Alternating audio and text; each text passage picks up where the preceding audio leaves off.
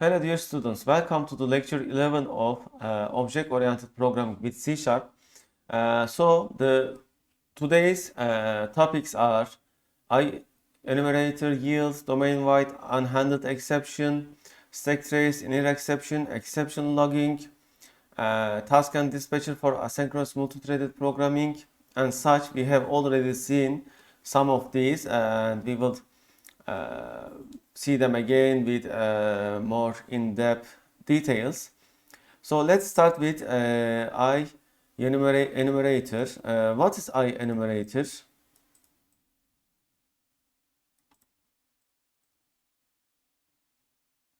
IEnumerable and IEnumerator and their generic counterparts IEnumerable less than t greater than and IEnumerator less than t greater than are base interfaces of iterator implementations in .NET Framework class Libre collections.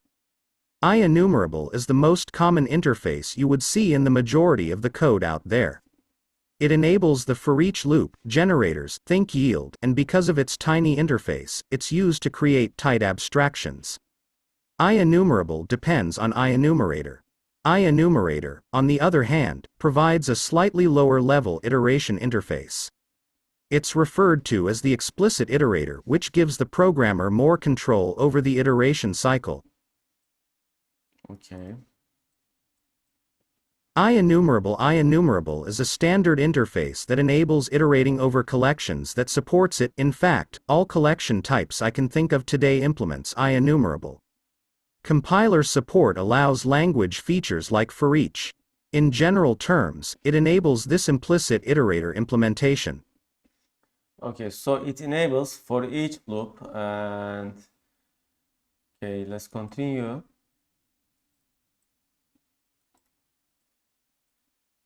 I think for each loop is one of the main reasons for using IEnumerable interfaces. For each has a very succinct syntax and very easy to understand compared to classic C style for loops where you need to check the various variables to see what it was doing. Yield keyword, probably a lesser known feature, is that IEnumerable also enables generators in C# with the use of yield return and yield break statements. Okay, and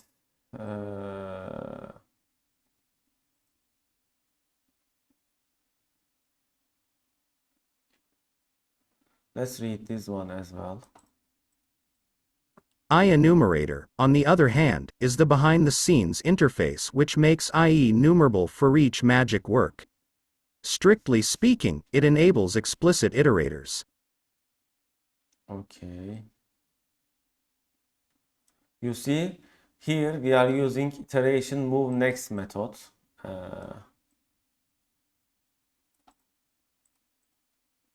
In my experience, IEnumerator is rarely used in common scenarios due to its more verbose syntax and slightly confusing semantics, at least to me, e.g. move next returns a value as well, which the name doesn't suggest at all.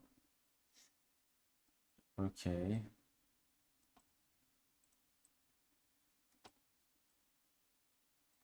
Use case for IEnumerator. I only used IEnumerator in particular, slightly lower level libraries and frameworks where I was providing IEnumerable interfaces. One example is a data stream processing library which provided series of objects in a for each loop even though behind the scenes data was collected using various file streams and serializations. Okay, so we can start examples to understand how it works.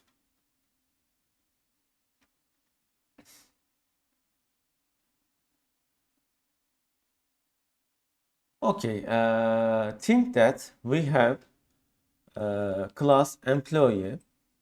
Okay, I will compose a new project.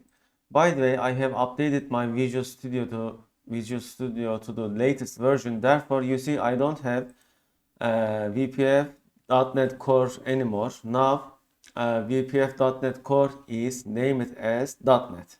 Just simply, it is .NET, and there is also VPF.NET framework. So some of the students were not able to find .NET Core.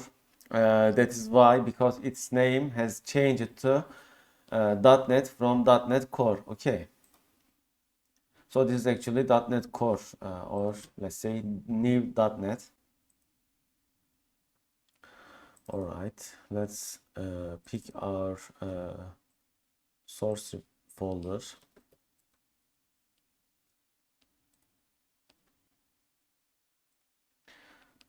Okay, you will understand what we may use it.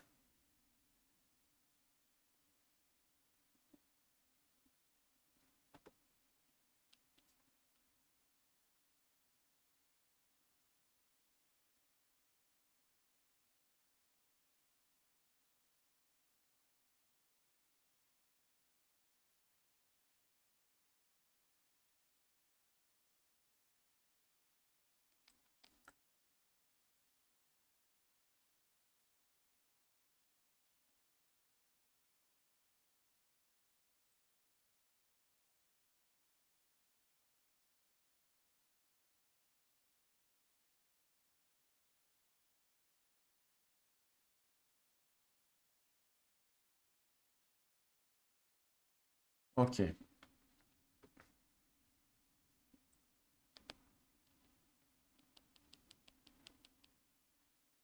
I'm going to add a button to start experimentation. So the first example will be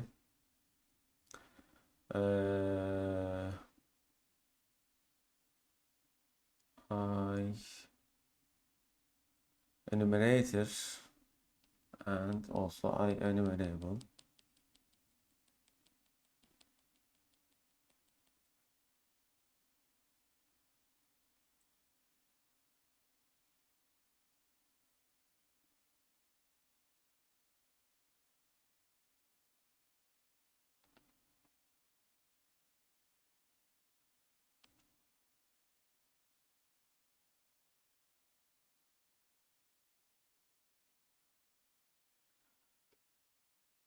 Okay.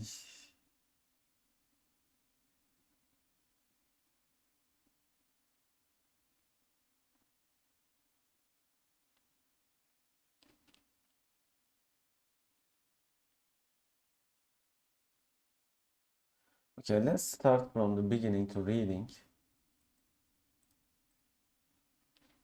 Description: This article explains how to implement enumerators in C#. We know how to use for each for built-in types of C#, but how do we use for objects of our class? 4. Okay, so you see, we know how to use for each for built-in types. That is true. I can for each a list, an array, and other things that supports for each. However, let's say I have my own unique class.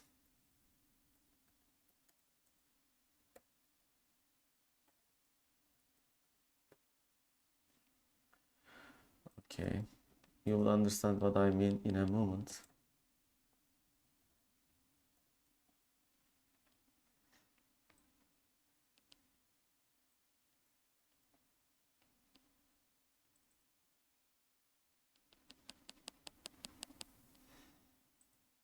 Okay, so let's say I have an employee class. Okay, and I want this class to be loopable. Okay, I don't want to keep it in a list or array. I want it to support itself as a list itself. Okay, so to do that I will use IEnumerable and IEnumerator. So let's continue reading. How do we use for each for the objects of employee? Step 1: To for each construct for user-defined classes, the first thing we have to do is implement the interface IEnumerable. Then IEnumerable interface has a method called getEnumerator, which returns an object of IEnumerator. Okay, so this is the first step. Let's do the first step.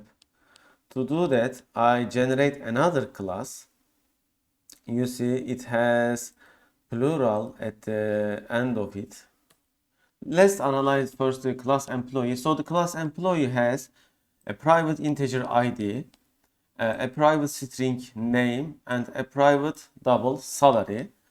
And there is also, it has public interface, a public method, actually public constructor, which takes ID, name, and salary as an input. Then you see it assigns those to the private fields. Okay. Then it also has let's say a property which has ID. It is public and it returns the ID. However, it is not settable. Once the ID is set by the constructor, you cannot change it. Okay, so this is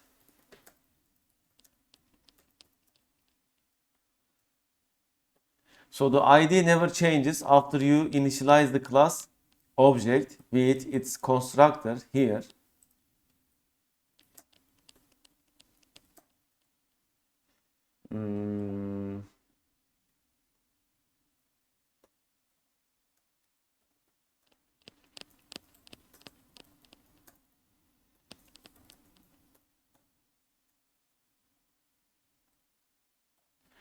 Okay, and it also has a toString extension, public override. When we use toString method of class employee, it returns parameters like this. Okay, before we move, let's start with experimentation to understand how it works better.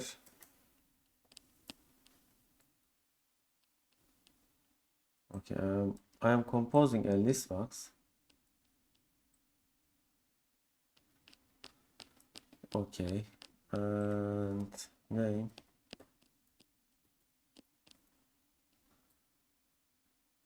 Test. Okay, whatever. Okay, so I will compose an employee, first employee equal to new employee, and from its constructor I will provide ID, name, and salary. So ID 1, salary will be, name will be, let's say Furkan, and let's say the salary is 100. Okay, so normally you cannot use, if you use some of your custom class with toString method, you get something not logical. Okay, I am going to comment this public override string to show you how it looks without let's give this a different name. Okay, and items at first employee toString. Okay, so currently it will use the default toString of an object, default string extension, and let's run the application to see how it will be displayed.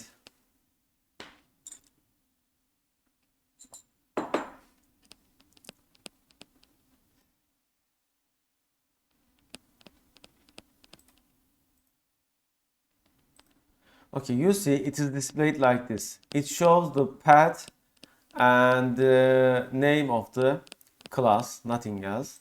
However, with this custom overriding toString, let's see how it will look. So with this way, we are overriding the standard toString method extension of objects. Okay. You see now it is displayed like this. All right. ID 1, name Furkan, and salary 100. I can display it as I want. For example, I can change it to something like this. And we can put a space to here. And let's see how it looks now.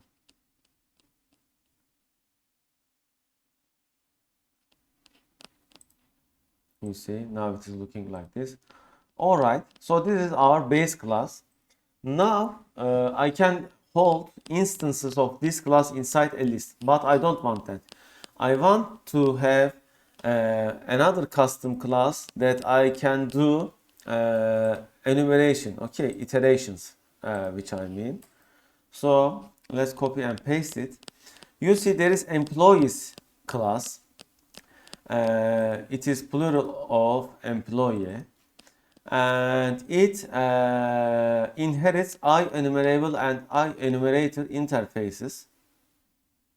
Let's see why it is underlined.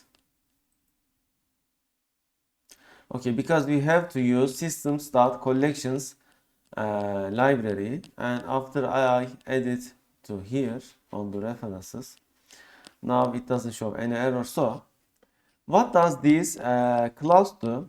It has an empty list, an array list. Okay. So this is another class from system.collections. Implements the iList interface using an array whose size is dynamically increased as required. Okay. And there is private integer position which starts from -1. So when your list is empty, the position is -1 because indexes start from 0. Then I have public method which takes an object from employee class, you see, from this one. And it adds that class to the array list. Okay, so you see array list is able to hold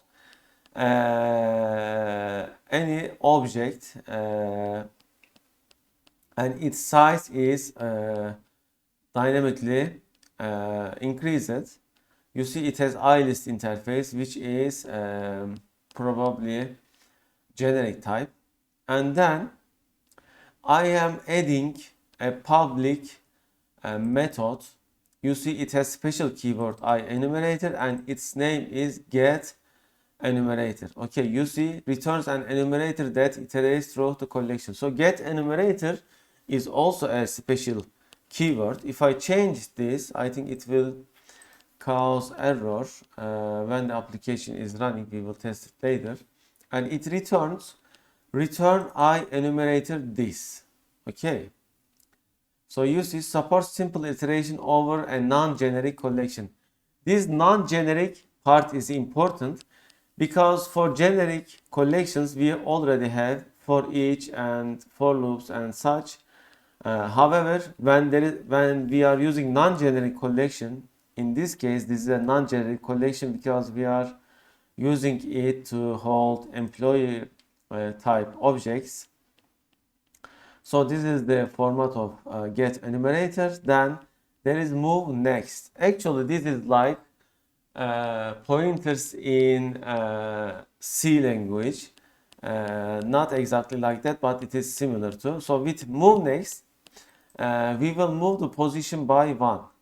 However, if it is only lower than the number of items in our list, and it will return true, and if fails it will return false. Okay, so we can return boolean, or we can also return employee type object if we want. And then there is reset, which resets the list to the position -1. And okay, then there is property, okay, current. So this is a property which returns the current position element. Okay, all right. And what else there is? By the way, this is a pretty incomplete, let's say incomplete example. Let's continue with the code given here and analyze it. Okay, so there are some more examples. You see, first we compose an object from employees type, then we add to employee list like this with add employee public method, and then we start for each. Okay, you see we are able to do for each inside employees list. However, if we don't implement get enumerator, this for each, okay, for each still remains, or okay, you see it says that does not implement interface member IEnumerable because we didn't add it. So you have to add this for get enumerator to work. Okay, however, can I make it like this? I wonder. Let's remove this and remove this. Okay, and oh, doesn't work. Okay, let's make it like this and this, and let's remove this as well. Okay, so I am still able to do, it says, okay, so IEnumerator, it has to be always there. Okay, let's keep this. Okay, with IEnumerable it all works, but why do we need IEnumerator? I see. It uses this one.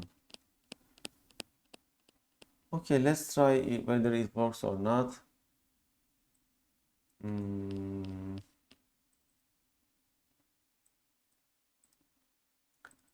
EMP to string and remove this. Okay, there is IEnumerator. You see from IEnumerator type, I can define EMP enumerator, but it gets this one. Then with reset, I set position to 0, and I am able to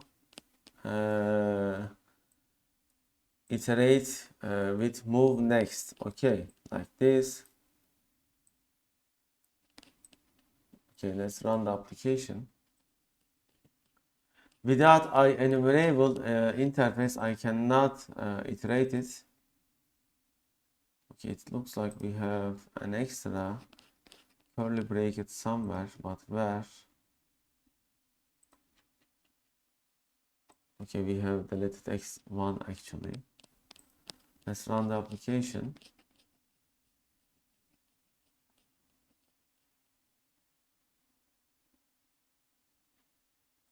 Okay, I will do debugging to understand how it works. Okay, let's add a breakpoint to here and let's run the application. Okay, so this will enter our employees class, and you see it will use add employee method, and it will add it to the list. You see emp list now holds my objects from employee type, and the other one is also added. Then for each loop, let's see how will it work. You see now it is getting into get enumerator method, and it will return this as IEnumerator. Okay, so you see we have got error here. Why? Because we didn't implement interface IEnumerator, so we have now a runtime error. To fix that, I will edit the application and restart.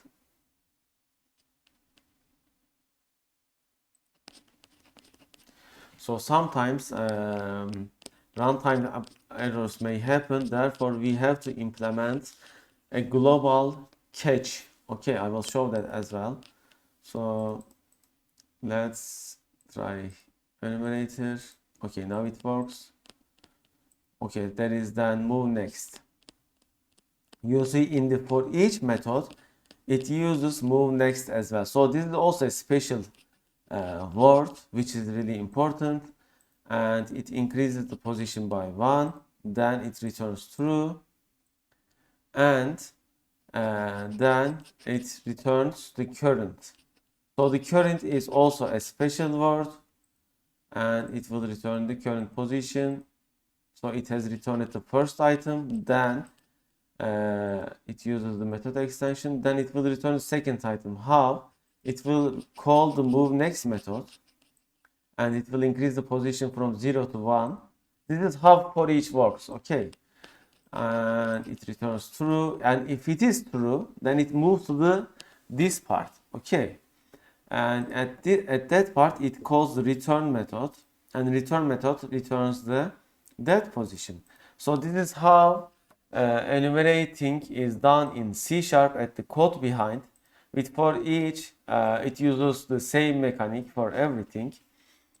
So if I change the wording of these methods, it will give me errors even at the compile time. You see, it is expecting move next method and current method, okay, because they are because IEnumerator's interface forces you to do that. Let's look to definition of IEnumerator. You see, it has current as an object field, and it has method move next and reset. So I have to implement them to make this run. Remember, interfaces are forcing us to do that. So this is why interfaces are useful. And for each probably also uses that. Okay, it doesn't allow us to go to the for each peak definition. No. Okay, then there is get enumerator, which returns enumerator. Then we can use reset, and we can use move next. It will be same as for each.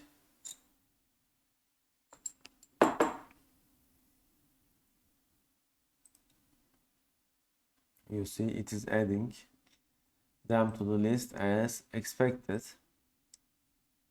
So this is about enumerations. If you want to make your class for any reason enumerable, you have to implement these interfaces and methods. Okay, and now time to see yield, because yield is also really important.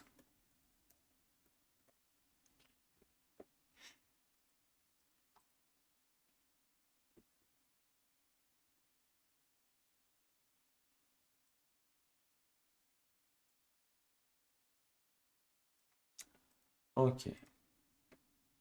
Once you understand having yield return in C# code, you will not help wondering what a return form or a special mechanism to handle it is. In the article below we will learn some programming techniques that revolve around C# yield return keywords. Quote from MSDN, the yield keyword signals to the compiler that the method in which it appears is an iterator block.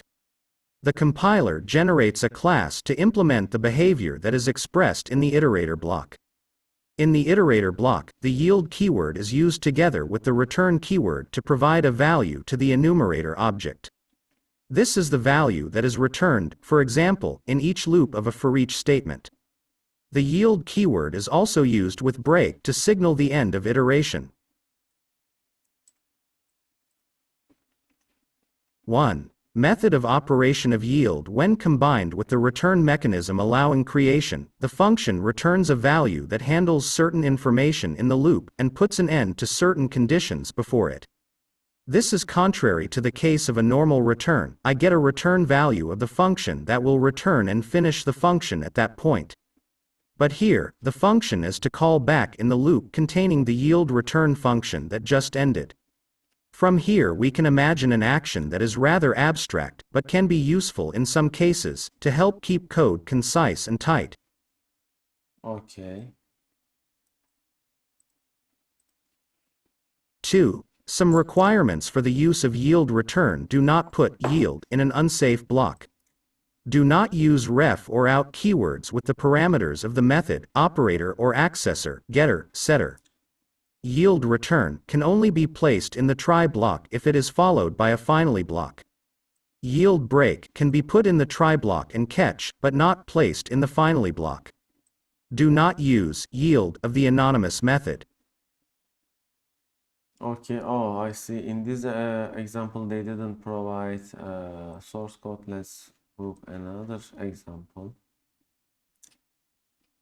Okay, I think this is a simpler example that is easier to understand. This is from the official MSTN. When you use the yield contextual keyword in a statement, you indicate that the method, operator, or getAccessor in which it appears is an iterator. Using yield to define an iterator removes the need for an explicit extra class, the class that holds the state for an enumeration. See IEnumerator less than t greater than for an example when you implement the IEnumerable and IEnumerator pattern for a custom collection type. The following example shows the two forms of the yield statement. So yield can yield return expression and yield break. So the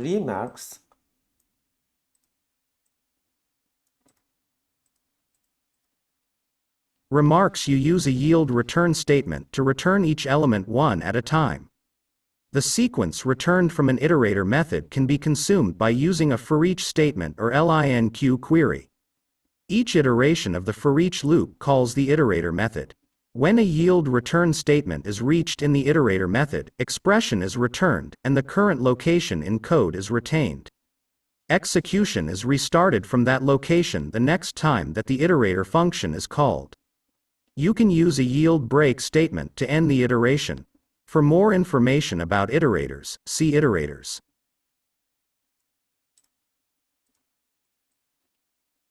Iterator methods and getAccessors. The declaration of an iterator must meet the following requirements. The return type must be IEnumerable less than t greater than, IEnumerator, or IEnumerator less than t greater than.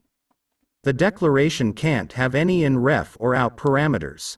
The yield type of an iterator that returns IEnumerable or IEnumerator is object. If the iterator returns IEnumerable less than t greater than or IEnumerator less than t greater than, there must be an implicit conversion from the type of the expression in the yield return statement to the generic type parameter. You can't include a yield return or yield break statement in lambda expressions and anonymous methods. Methods that contain unsafe blocks. For more information, see unsafe. So what is unsafe?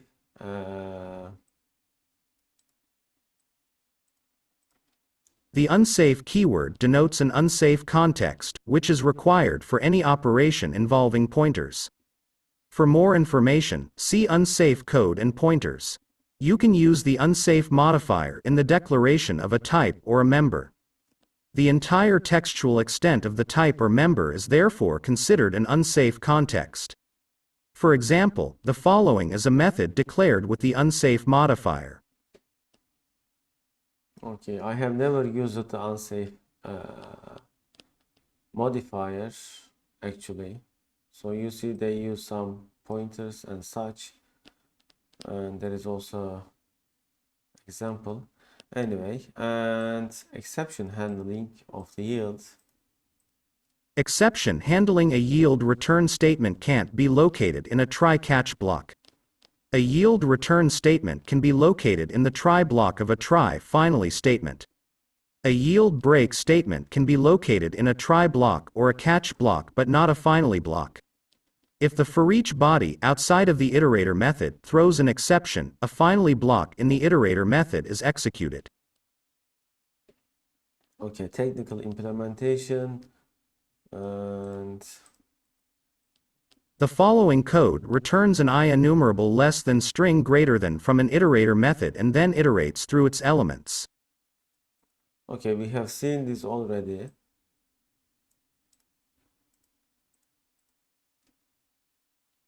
The call to my iterator method doesn't execute the body of the method. Instead, the call returns an IEnumerable less than string greater than into the elements variable. On an iteration of the forEach loop, the moveNext method is called for elements. This call executes the body of my iterator method until the next yield return statement is reached. The expression returned by the yield return statement determines not only the value of the element variable for consumption by the loop body but also the current property of elements, which is an IEnumerable less than string greater than. On each subsequent iteration of the for each loop, the execution of the iterator body continues from where it left off, again stopping when it reaches a yield return statement. The for each loop completes when the end of the iterator method or a yield break statement is reached. Okay, so time to see example.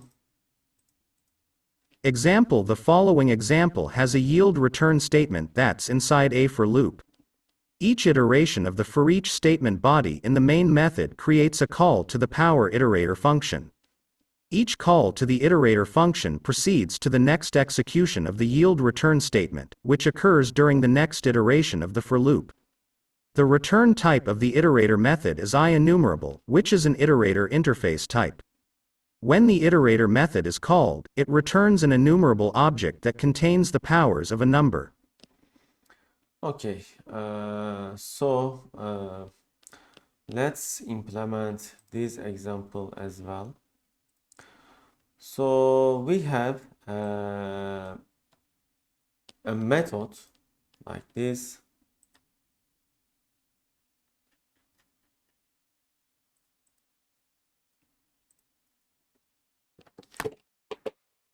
You see, the method returns IEnumerable type integer. So this is its return type, and from here we define it not only as integer but IEnumerable integer. The method name is power. It takes number as integer and the exponent as integer. Then what does it do? You see, it returns number multiplying, the result starts from 1, result multiplies with number, then it uses yield return result. Okay, so let's run it to see how it works.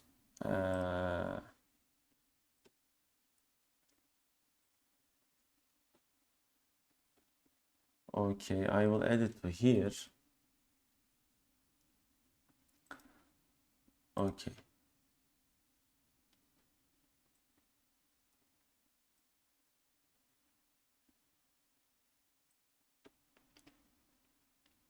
Oh.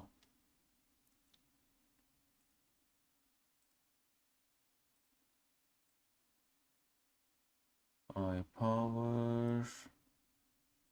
Okay, like this. Okay.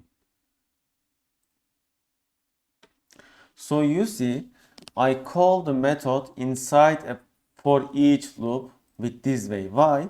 Because now this method is enumerable.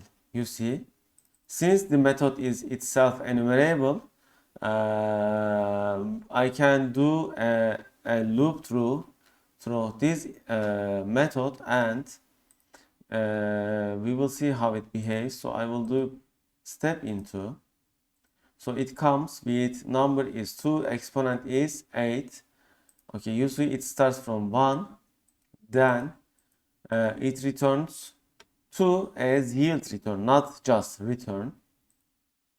Okay, so the 2 is returned as I and it is added to our list box. Okay, then it continue because there is no yield break or the for loop is completed. Then it will multiply result with the number, so it multiplies with 2 and it returns 4 here. You will see the I becomes 4 and it is added to the list as well. Then it continues looping and it returns 8. Normally when you use return, it returns from the entire method. However, when you do yield return, it continues to looping until yield is done. So let's delete the breakpoints.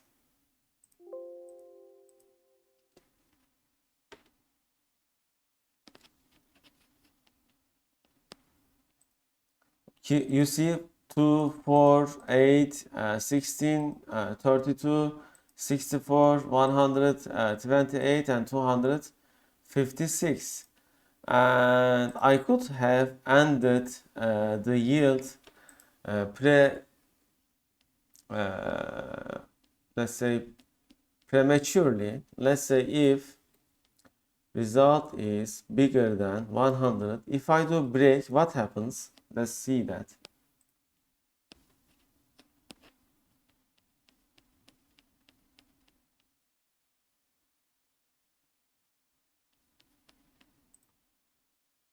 Okay, it has worked. And if I do yield break, what is the difference? Let's run it as well.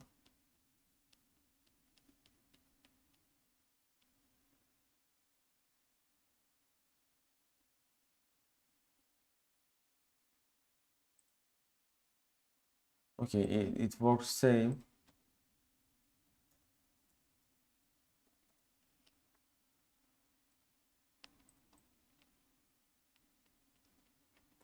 Let's look the difference between break and yield break.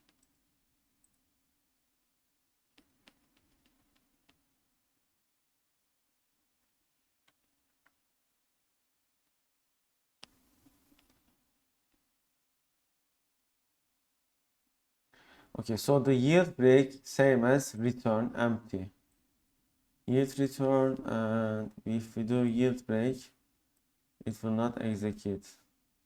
Could it be simply break instead of yield break in your example?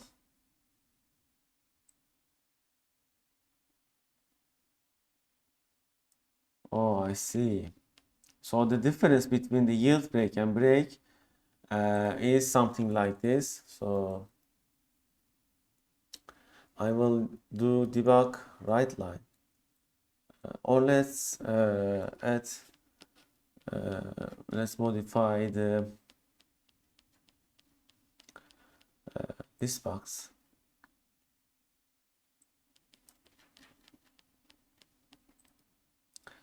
Let's write, okay. Okay, it says I am not able to access non-static fields. To access it, I may need to use, yeah, I can't directly access it. Okay, I will just use debug write line for illustration purposes.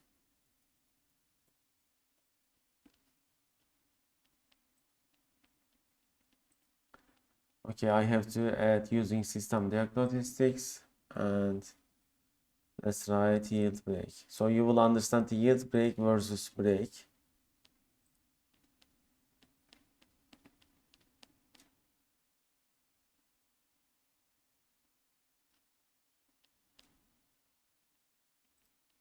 Okay, the execution is done, and let's see the output. All right, nothing. There is nothing, because when you do yield break, it breaks the entire method. So it is equal to return. Okay. However, if I do break, just break like this, it will only break the for method.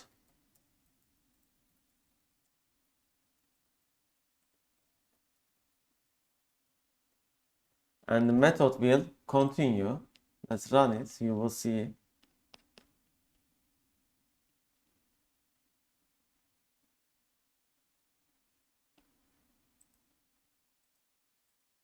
You see, now it is written. Okay. So this is the difference between yield break and break. This was a good example for yield. And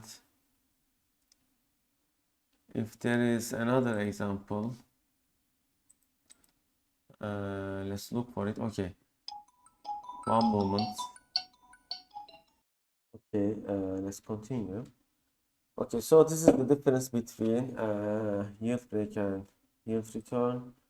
So there is another example, and let's read it. The following example demonstrates a getAccessor that is an iterator. In the example, each yield return statement returns an instance of a user-defined class. Okay, so let's copy and paste this, test it. Okay, so we have public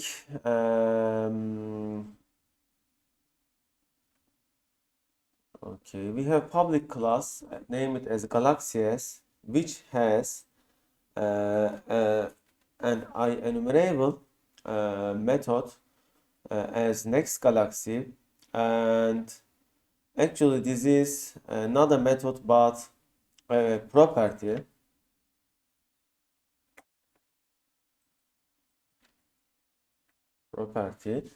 And this property returns a new galaxy object. You see it returns 4 times with yield return in the get method of the next galaxy property. Then there is show galaxies method, which is static void, and what it does is it composes a new instance of galaxies class here. Then it iterates all the elements inside next galaxy property and write galaxy name and the mega light years to those debug write line. And there is also public class galaxy like this. Okay, so you may use the yield return like this as well. It has so many let's say it has so many ways to use it. You have so many ways to use it. Okay, currently we won't see it on the debug write line, but I will do it like this. You will see it.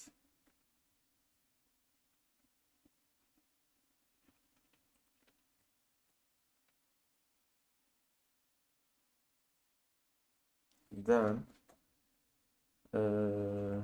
show galaxies. I just need to call this method. It is already static method and it is void, therefore it will work. Let's put a breakpoint here to see how it works.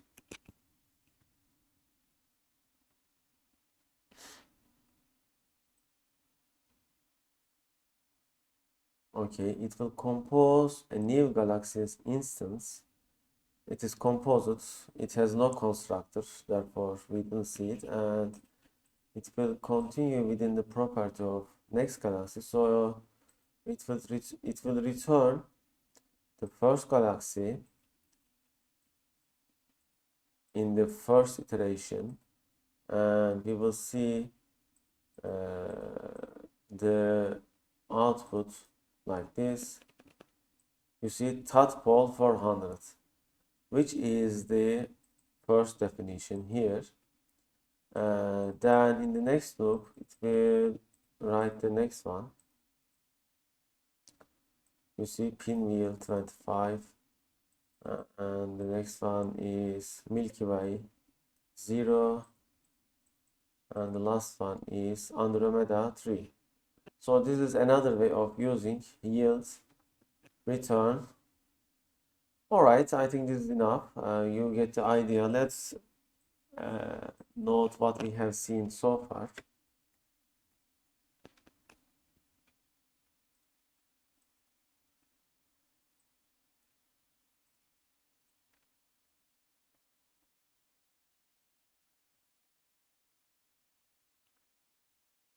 Okay.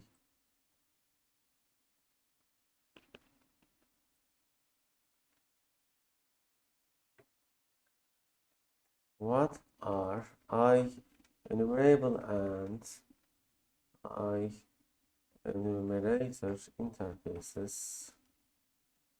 How to use IEnumerable and IEnumerator interfaces to generate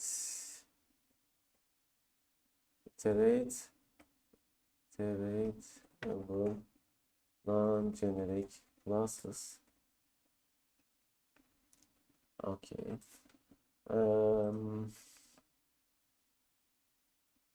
Then what is yield and return? Okay, what are yield, return, and yield break? Okay, how to use yield return and yield break. Okay.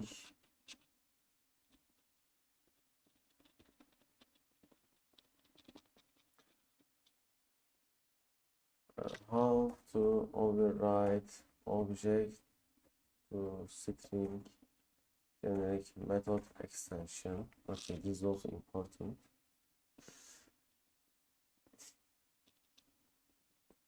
Okay, what is array list and how to use array list? All right, what else?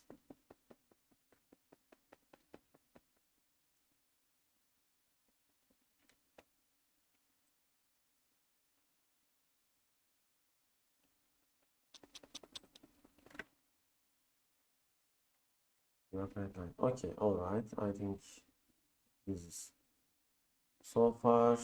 Let's see. Then domain wide unhandled exception handling. Okay.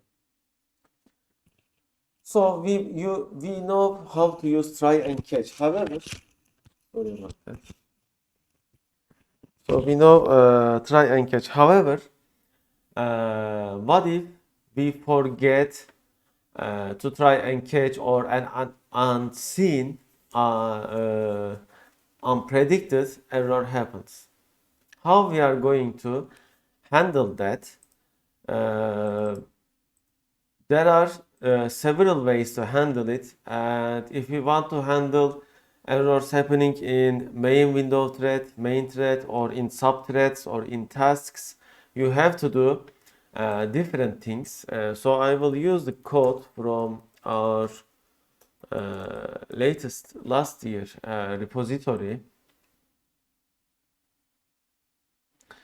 Okay, let's open it and let's look for 2019. I think in the lecture 10, and it may be inside any of these.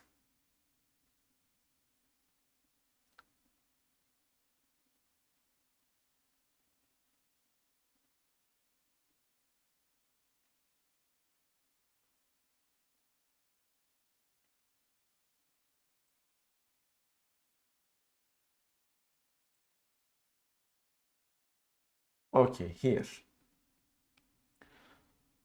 All right, so I'm going to copy and paste it. Okay, we have written it inside app application in the app XML. Okay, so there is, you see, app XML CS file, which is used when the application is first started.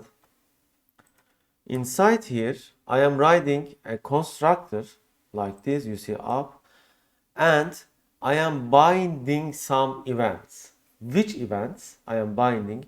First, I am setting my current domain as app domain current domain. Then I am binding events, new events. What events? Unhandled exception event as unhandled exception event handler. You can see it.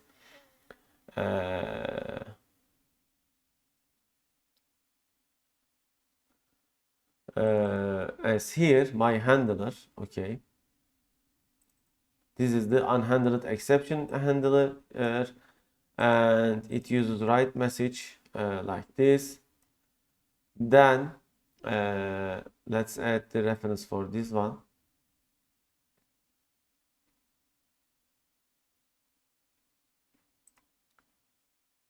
Okay, we are missing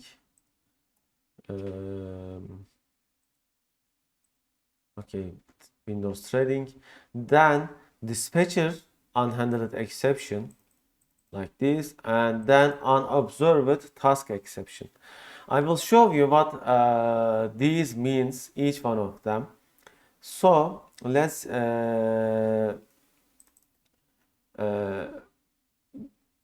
handle them differently to see when they are used.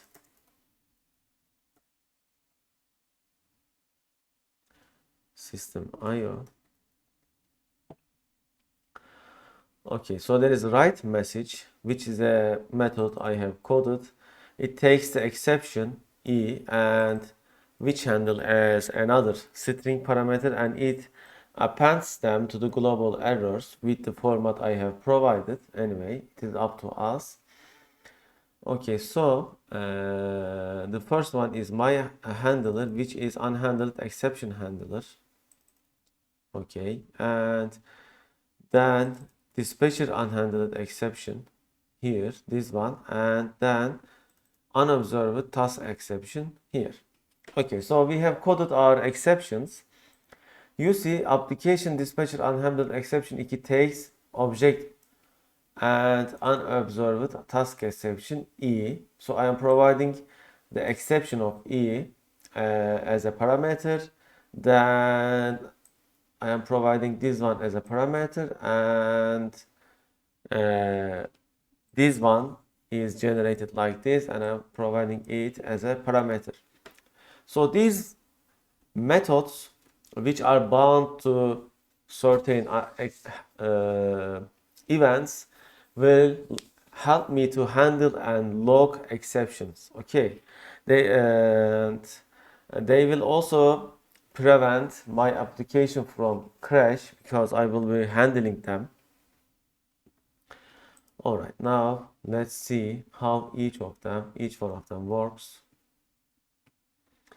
Okay, let's add here first one, regular thread exception, regular main thread exception. Okay,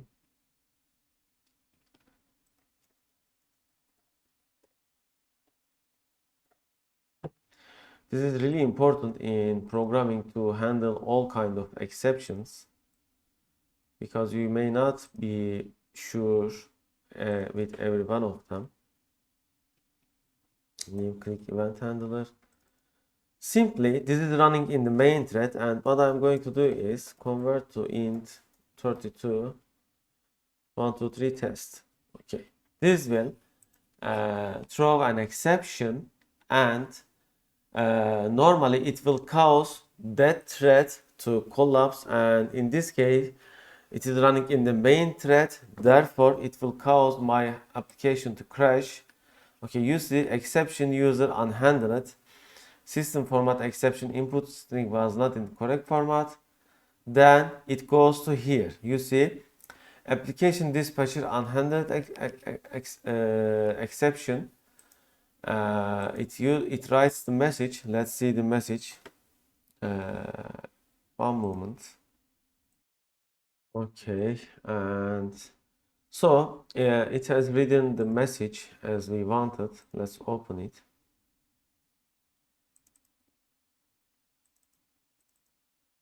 Global errors. Okay, input string was not in the correct form. So this is the first message which I am writing here. You see, I am first getting the inner exception message, and if message is not null, I am adding that to the message, and if it is null, I am adding the message like this.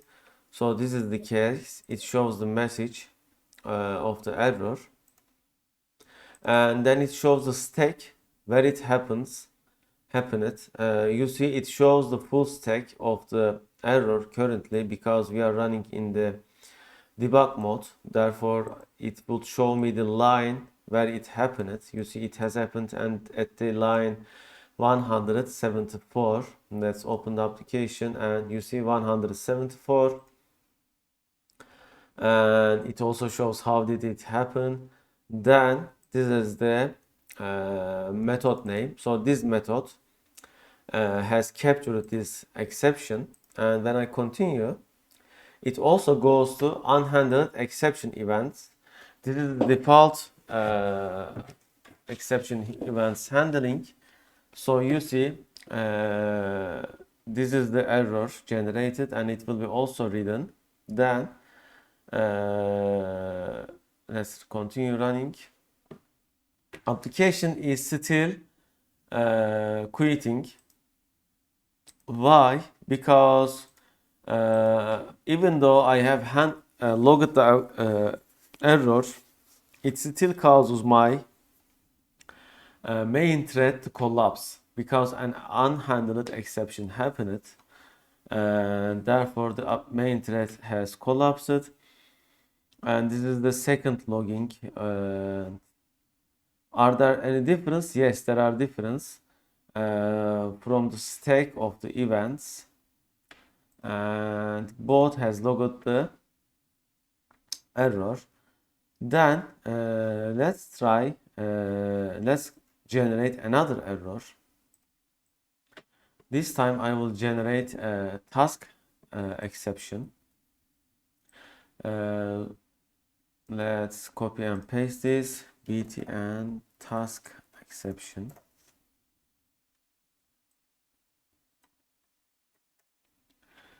Okay, so in the task exception, what I'm going to do is simply, by the way, I have to compose another method.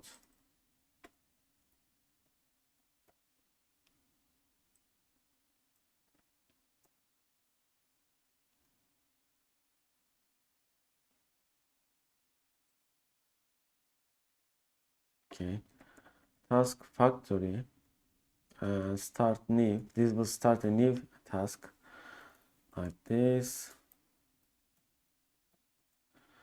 Okay, inside this task, I will use the same.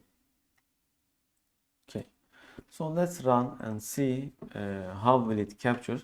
This will not cause application to crash because when subthreads, subtasks encounter with an unhandled exception, the main thread, the main application continue working. When I click it, you see input string was not in correct format, and when I continue, application continues. However, the exception is logged here. So this was captured with unobserved task exception. You see, the first two exceptions methods did not capture this exception. This was only captured by the unobserved task exception. It still achieved to capture the line where error happened. It has happened on here, and let's try to catch another exception with thread. Let's see if it will make any difference. And from the last year code, we may have it already.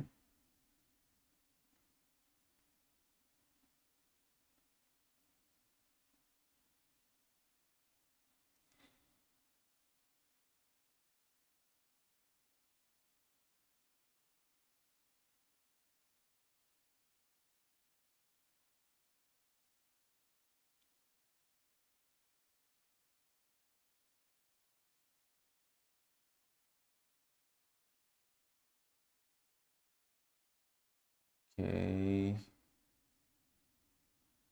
I think I haven't tested. Let's test it. And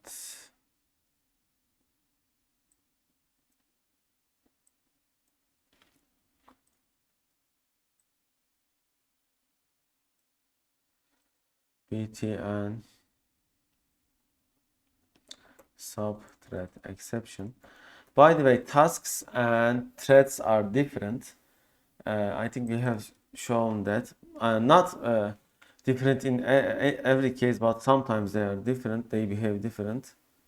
Subthread exception.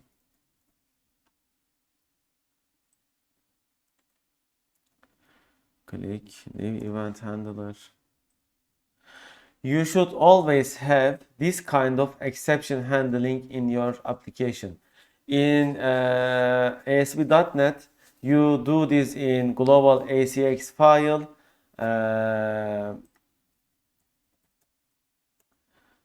Capture all unhandled exceptions. And in VPF application, we use this methodology. So in web, it is different than in Windows application. You see, in the web, you use something like this. Okay. Okay, it is like this. You can find it on the internet if you want. Let's continue.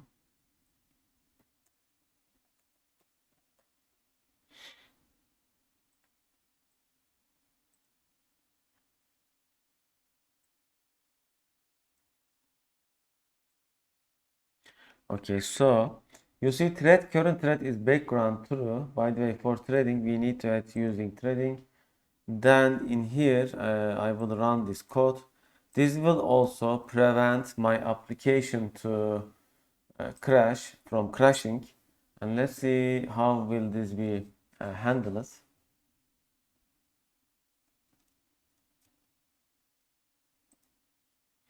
You see exception user unhandled system format exception. Let's continue. Break. Okay, so this was still running at the main thread. Interestingly,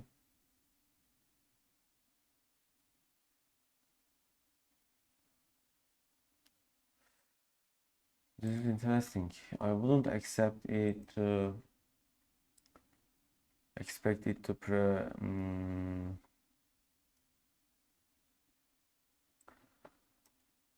crash the application.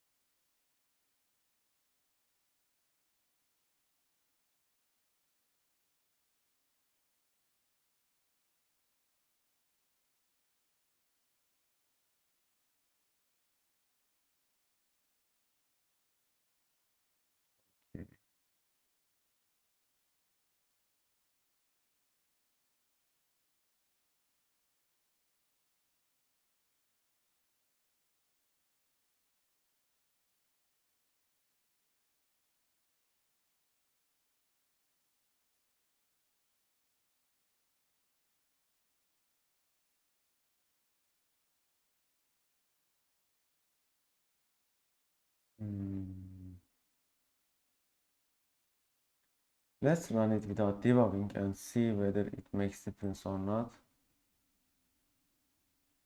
Yeah, application still crashes. Interesting. Unhandled exception handler, because it is being captured in the running in the main thread. This is interesting. Thread dot current cultural main thread ID name execution context. Okay, you see there is background and is threadable. If I make it is threadable thread, I think it won't cause application to crash. Oh, this is only read only, therefore we can't set it. We can only read it. Priority thread state. Okay, so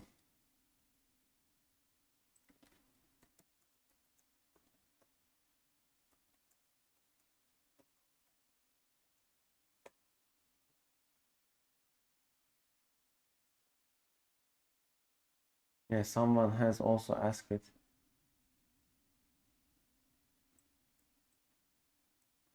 Okay, we know that.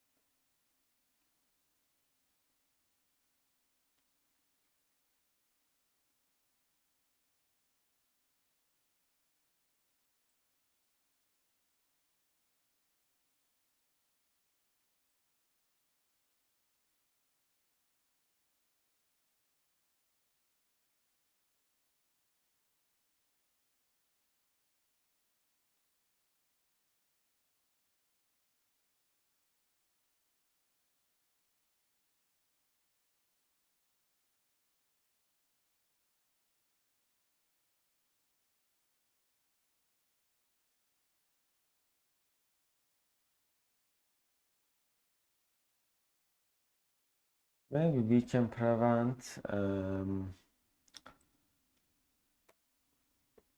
application crash.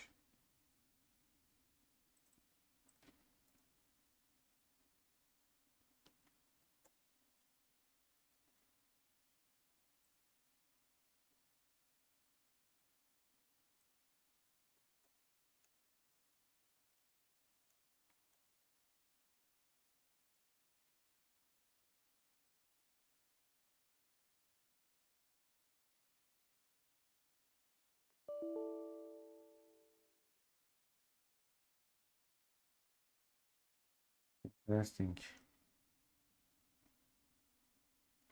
I would expect it to not crash when it is background thread.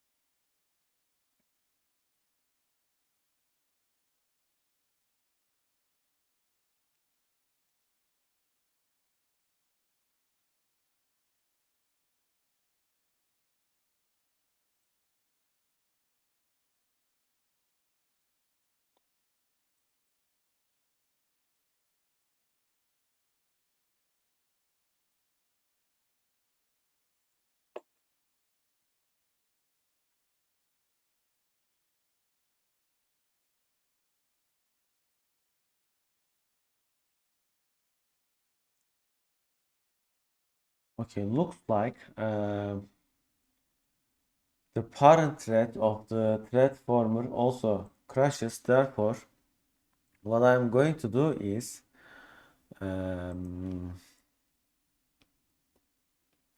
take this into another thread and see.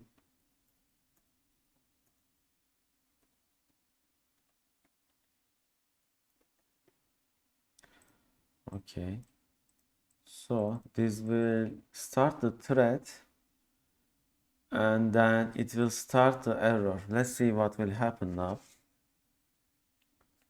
Will it have chain effect or not?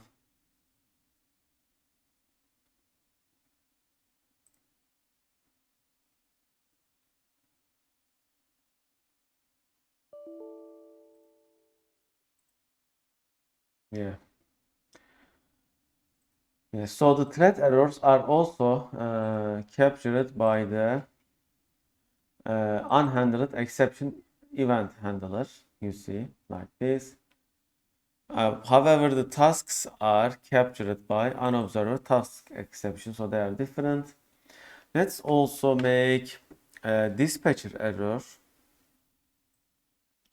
and let's put some notes here to remember later.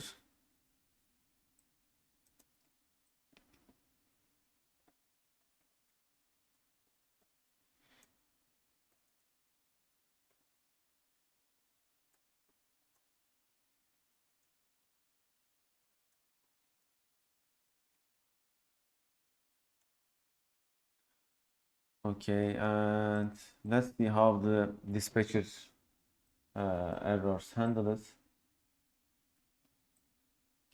You know the dispatcher is used to do asynchronous things with UI thread, main thread.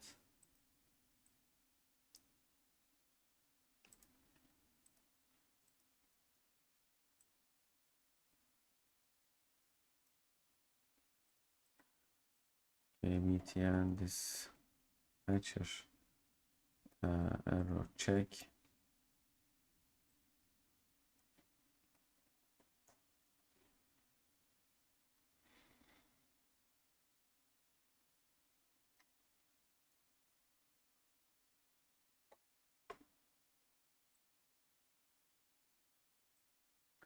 Okay, let's refresh our information related to dispatcher.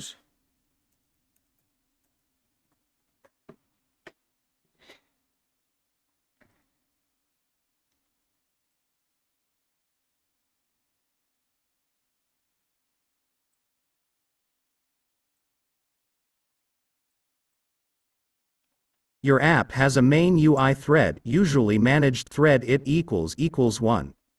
Typically in a chat app your events will come in on other threads, either dedicated socket listen threads or thread pool threads from listening code.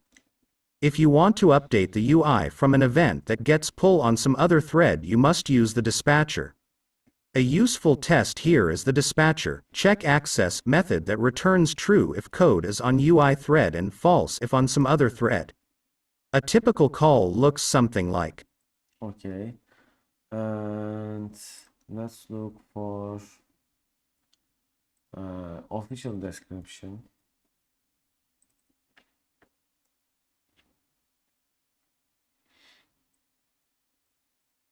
Dispatcher class Provides services for managing the queue of work items for a thread. Examples. The following example shows how to place an operation onto a dispatcher. For the full source code of this example, see single-threaded application with long-running calculation sample. First, a delegate is created that accepts no arguments. Okay, let's read Remax. Remarks. The dispatcher maintains a prioritized queue of work items for a specific thread. When a dispatcher is created on a thread, it becomes the only dispatcher that can be associated with the thread, even if the dispatcher is shut down. If you attempt to get the current dispatcher for the current thread and a dispatcher is not associated with the thread, a dispatcher will be created.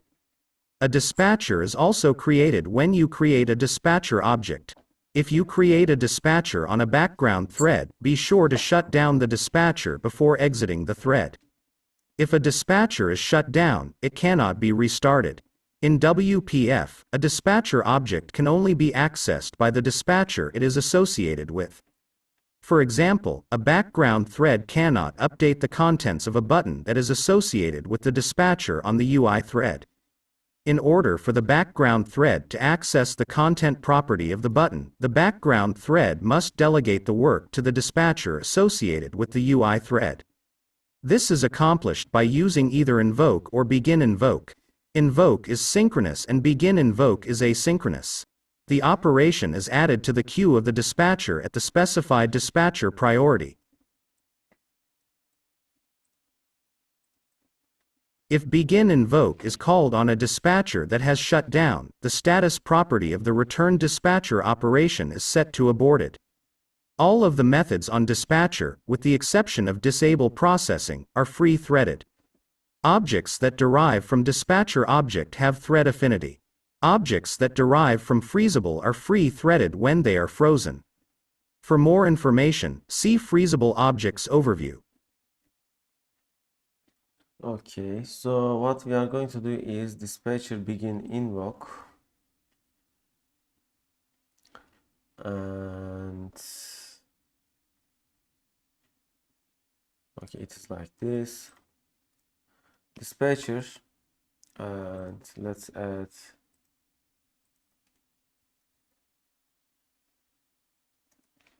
dispatcher begin invoke. So this is asynchronous new action. This is the format, and inside here I will use the error code. This will be running in the subthread, and I think it will not cause application to crash. Continue. Oh, it still causes crash. Okay. So the only way to prevent crash is using tasks. The tasks prevent application from crashing.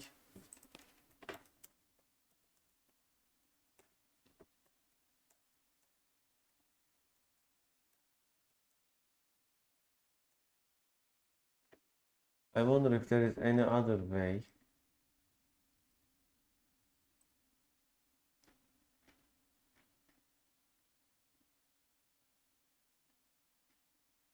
This is try catch.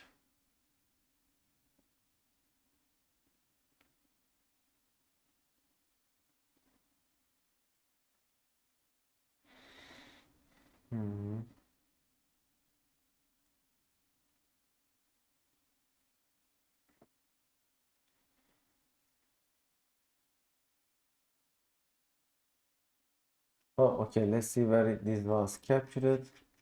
So the error inside dispatcher was captured in unhandled exception handler and dispatcher unhandled exception handler. Okay, so you see it is captured in both of the event handlers. With these three event handlers, we are capturing all possible unhandled exceptions.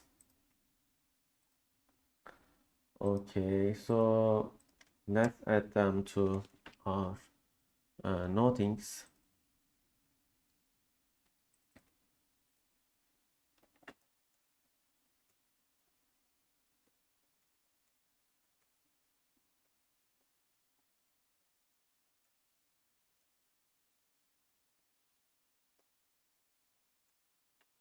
Inside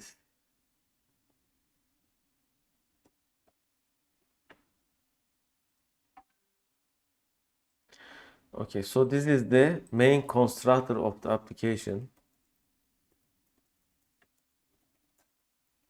not just main window application.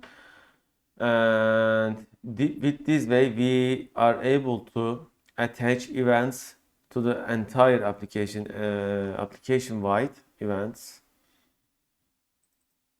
And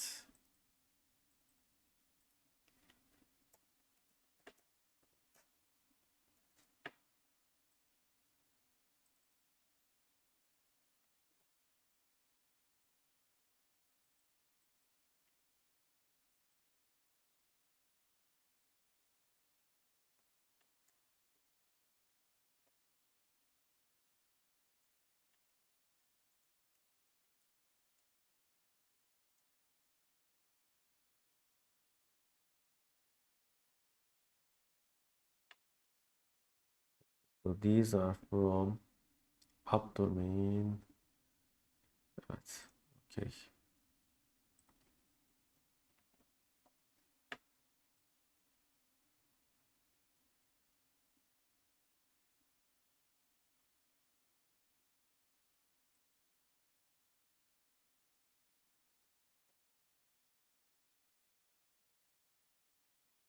All right.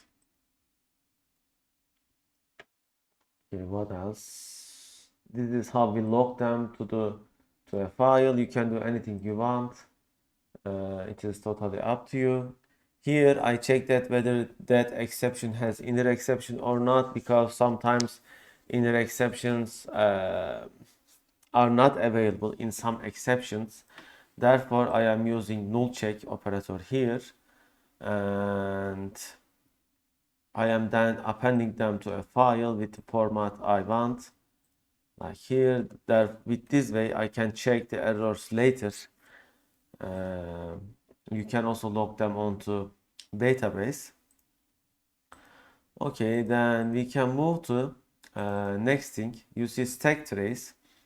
We already logged the stack trace and it is displayed like this. So it shows the entire stack of the error. If we try to read it, you see I think it starts from the bottom and it shows the application run, run internal, run dispatcher, dispatcher run. These are the methods that have been used at system Windows threading dispatcher. End of the trace from end of stack trace from previous location where exception was thrown. So the stack is separated into the two sections, and it shows how it had happened. You see throw overflow or format exception, and it happens at the system number parse integer 32, and it happened at the method convert to integer 32 string value, and it happened by the btn dispatcher error check click event in this line of code and such. So it gives us details about where and how it happened. So this is about stack. Okay, and let's look for formal definition.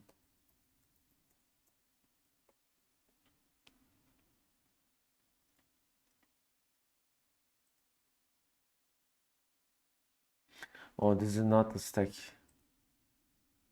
This is not the thing we are looking for.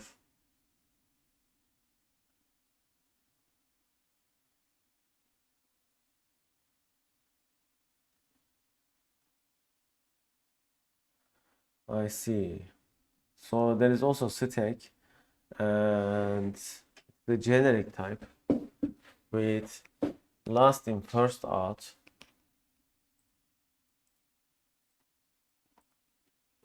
C# stack less than T greater than stack is a special type of collection that stores elements in LIFO style, last in first out.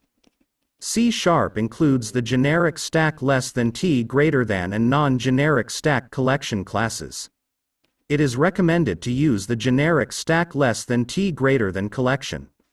Stack is useful to store temporary data in LIFO style, and you might want to delete an element after retrieving its value. Okay, so let's make an example of stack. Okay, let's move this to a little bit below.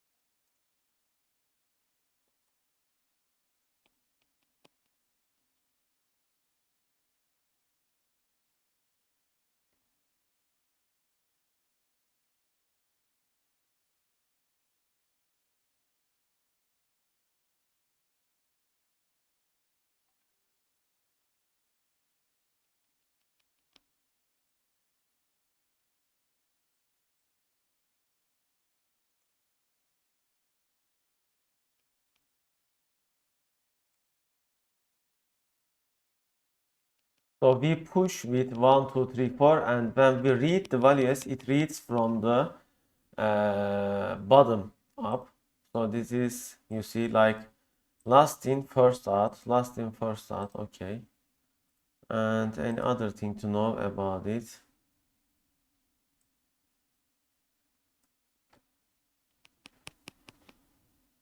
Okay, there is also push, peek, pop, and contains.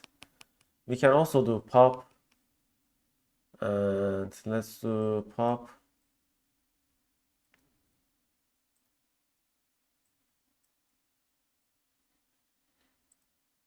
Okay.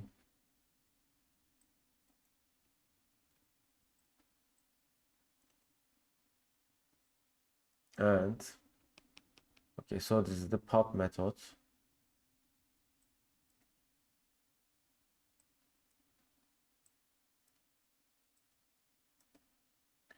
With this way, it will become empty. Okay, let's run.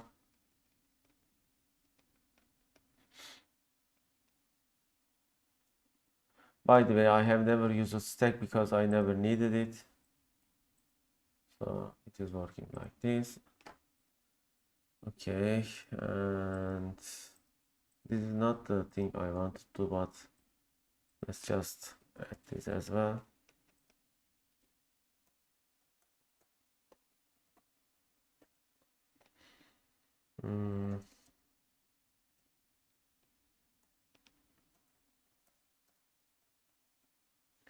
And then we have stack trace. Okay, you see the stack trace is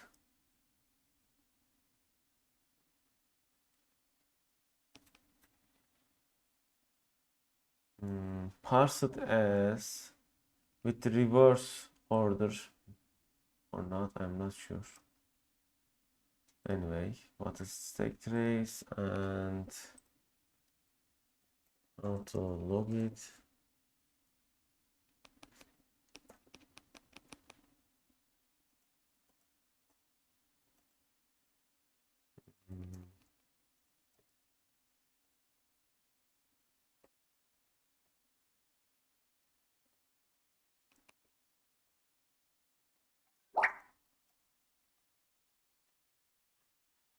Okay, you need to check both inner exception and exception because inner exception may give you better details, and in some exceptions it doesn't available, and in some exception it is available. Therefore, you need to check whether it is null or not. Okay, and okay, probably nothing else is left.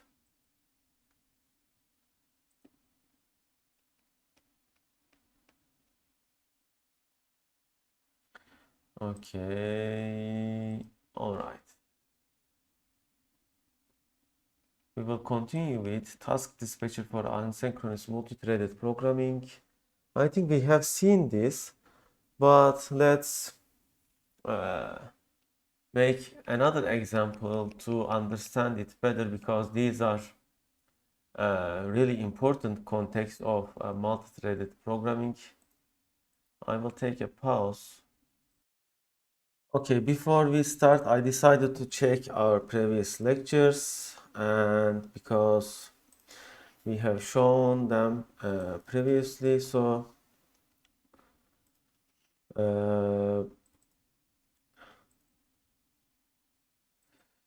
okay, you see that at lecture 4 we show how to separate threads tasks to keep user interface responsive, and we show how task works, how to start new task, how to continue with.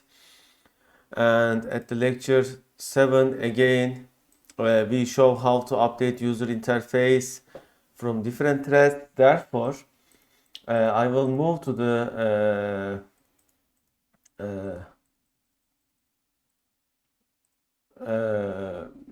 delegates and multicast delegates directly, because I will also show multi-threaded programming in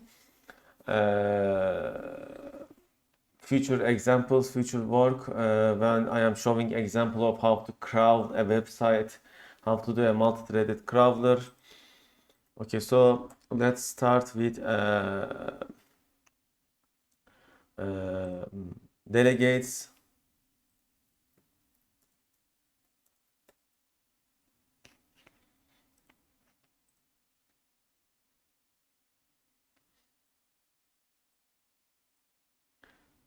Okay.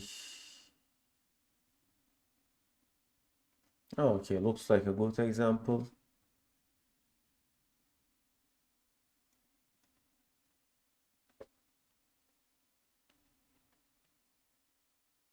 Okay, for delegates, I will start a console application.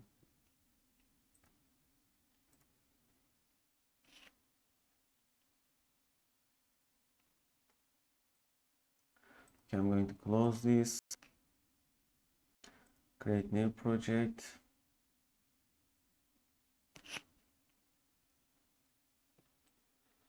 Okay, .NET Core console, and Let's pick the folder, lecture. Let's select this. Version 2.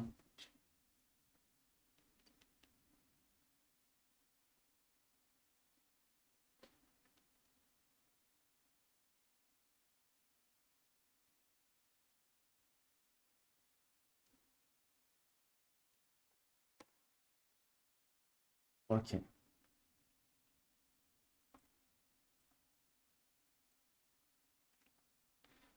C# delegates are similar to pointers to functions in C or C++. A delegate is a reference type variable that holds the reference to a method. The reference can be changed at runtime. Delegates are especially used for implementing events and the callback methods. All delegates are implicitly derived from the system delegate class.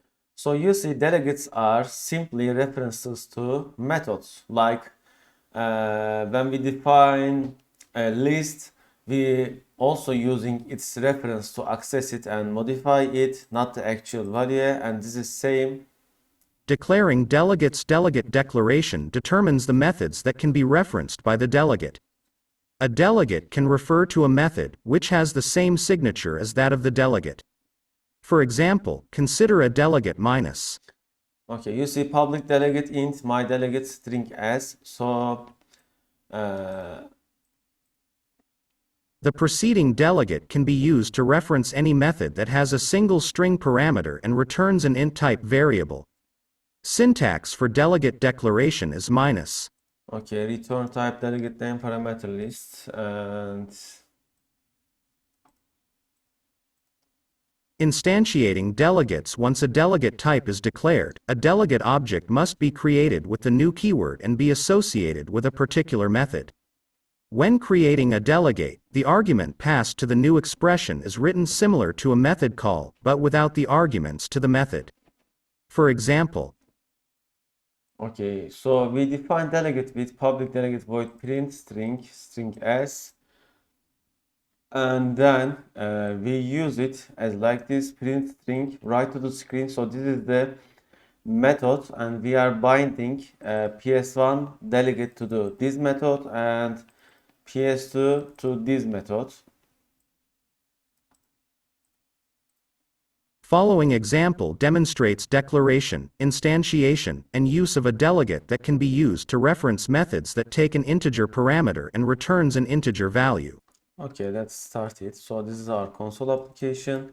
So I define the delegate with like this, an integer type returning delegate and taking integer type. So this is the signature. Signature is taking single integer and returning integer. And then I have class test delegate like this. So the test delegate class has static integer field number, and it has static integer method which adds number. It has static integer multiplies number, which multiplies number with the taken integer value, and it has static integer. These are all methods. Get number, which returns the number. Okay, so the base of the number is 10, by the way, and it is private by default, and other methods are public. So here we create delegate instances with new number changer at number. So this was our delegate.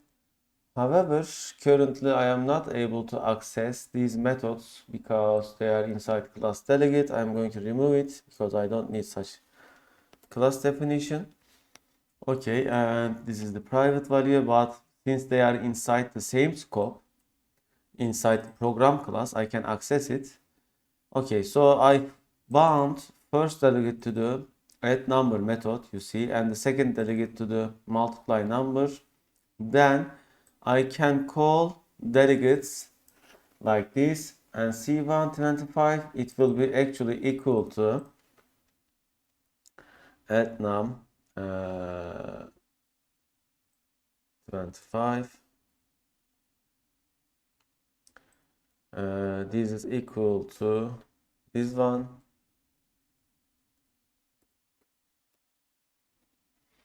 and then I can get number, and this is equal to multiply number. Okay, let's run and see.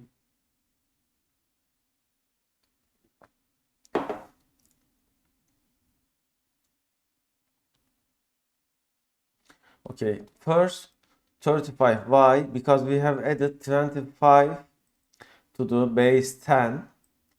Then we have multiplied it with 5.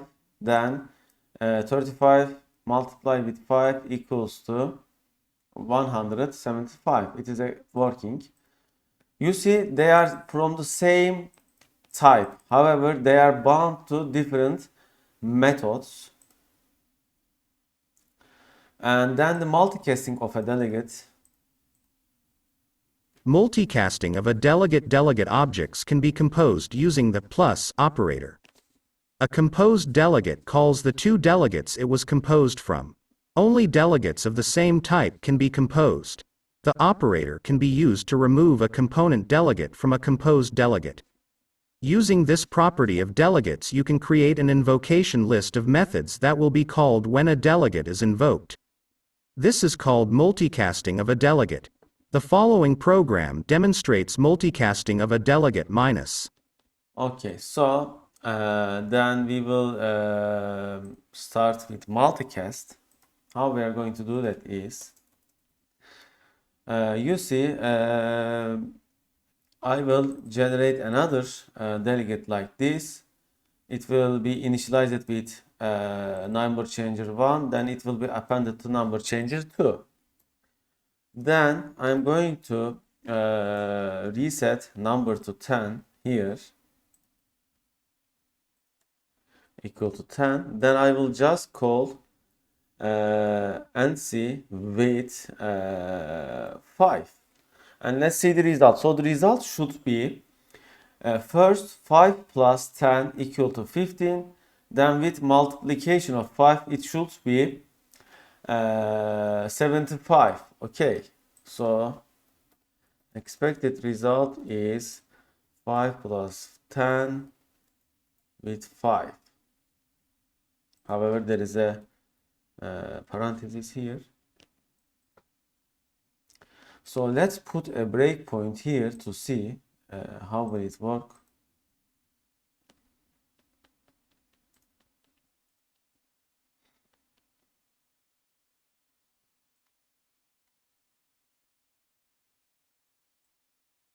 Okay, I have to close this screen and rerun. Okay, I will enter. You see, it has first entered the add number method. Then it has entered the multinum method. And the result is 75 as expected. So you see how it makes our life much easier. With a single method call, we call multiple methods. It is like chaining. Can we do chaining, by the way? I have never tried, but let's try it. Chain. No, we cannot change simply by that. And using delegates. Using delegates, the following example demonstrates the use of delegate. The delegate print string can be used to reference method that takes a string as input and returns nothing.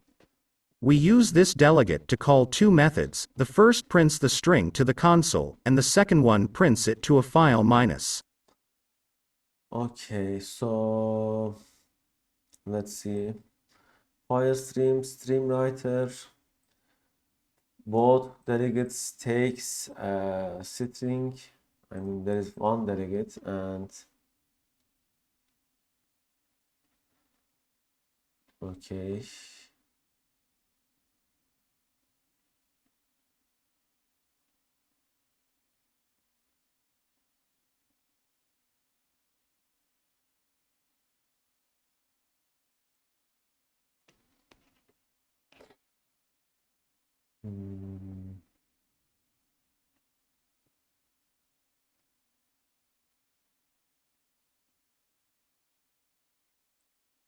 Void the delegate declaration, then there is a method, and then there is another method. It is also void and it also takes string. You see, they are doing completely different things. Then I have two delegates and I am sending this delegate to a method. Okay, I see. Okay, so this is another example. Let's make this as well.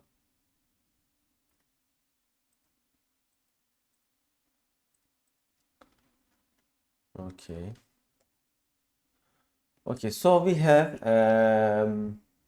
static file stream. For to do that, we are adding system IO, and we have stream writer, and we have write to string, write to the screen, and we have the delegate, which takes string s. So this delegate can be used with anything that takes string s and returns nothing. If it returns integers, I think it will break the delegate here. I'm not sure what I want to see. Yes, you see now their return type does not match, therefore it is not accepted. So let's change this. So in the first method we are going to use, it will just print something to the screen, and in the second method it will write to a file. You see how these methods are different, but they can be used with the same delegate. This is what delegates are used for. So here what I am going to do is I am generating two delegates from my print screen type delegate, and I am assigning these two methods to these two delegates. Then I am sending that delegate to the another method which takes as parameter a delegate. Okay, so this one sends this string to these delegates. Okay, this is how we can use delegates as well. And okay, it says access is denied because I don't have administrator mode. I will just make it like this, so it should work.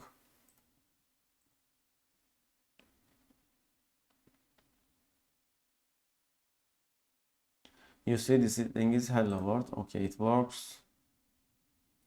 Let's see if there is any other better example. We have also seen the multicast of delegates, by the way, with this way.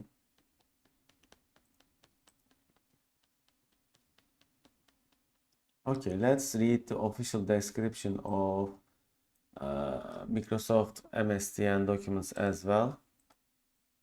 Delegates C# Programming Guide. A delegate is a type that represents references to methods with a particular parameter list and return type. When you instantiate a delegate, you can associate its instance with any method with a compatible signature and return type. Okay, this is important. You can invoke or call the method through the delegate instance. Delegates are used to pass methods as arguments to other methods. Event handlers are nothing more than methods that are invoked through delegates. You create a custom method, and a class such as a Windows control can call your method when a certain event occurs. The following example shows a delegate declaration. Okay, this is important. Compatible signature. Signature is the method invoke types and return type. Okay.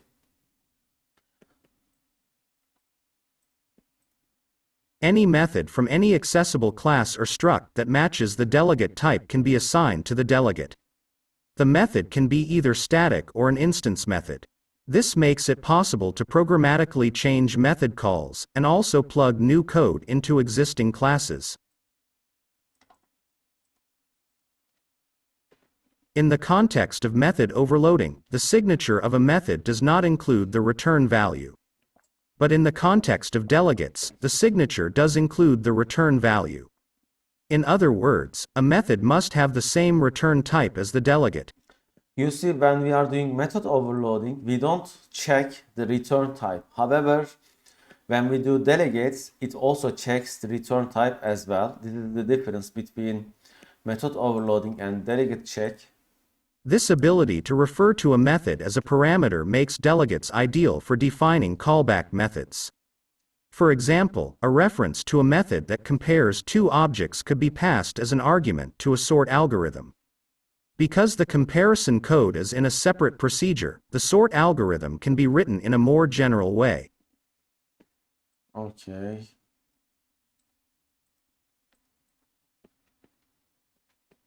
Delegates overview. Delegates have the following properties. Delegates are similar to C++ function pointers, but delegates are fully object-oriented, and unlike C++ pointers to member functions, delegates encapsulate both an object instance and a method. Delegates allow methods to be passed as parameters. Delegates can be used to define callback methods. Delegates can be chained together. For example, multiple methods can be called on a single event. Methods do not have to match the delegate type exactly. For more information, see using variants in delegates. C# version 2.0 introduced the concept of anonymous methods, which allow code blocks to be passed as parameters in place of a separately defined method. C# 3.0 introduced lambda expressions as a more concise way of writing inline code blocks. Both anonymous methods and lambda expressions, in certain contexts, are compiled to delegate types. Together, these features are now known as anonymous functions. For more information about lambda expressions, see lambda expressions. Okay. So, let's see if there is anything important using delegates. Also,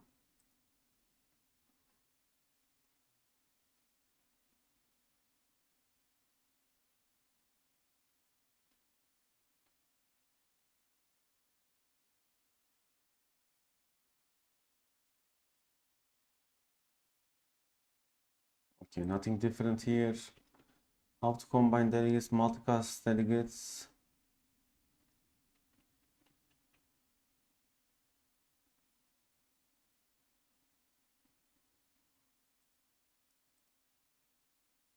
Okay, nothing different here as well.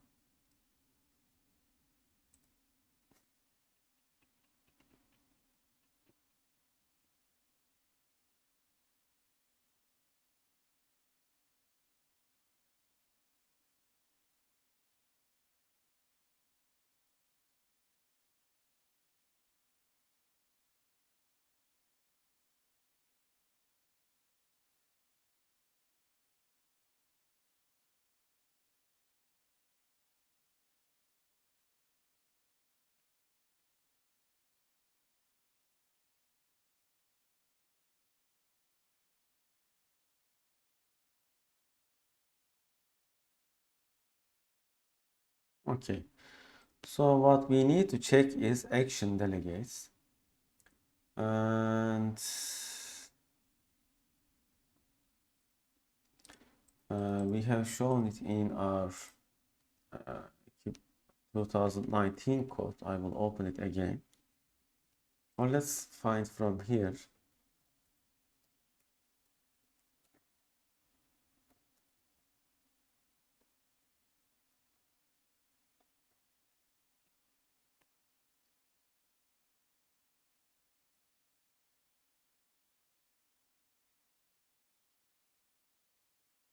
First, check the action. Okay. So let's read it this one from here.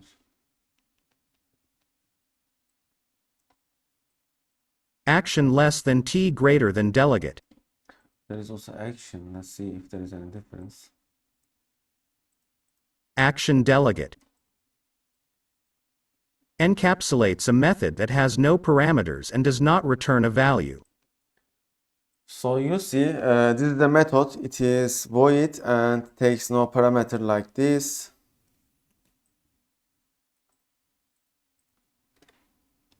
Remarks: you can use this delegate to pass a method as a parameter without explicitly declaring a custom delegate. The encapsulated method must correspond to the method signature that is defined by this delegate. This means that the encapsulated method must have no parameters and no return value. In C#, the method must return void. In Visual Basic, it must be defined by the end sub construct.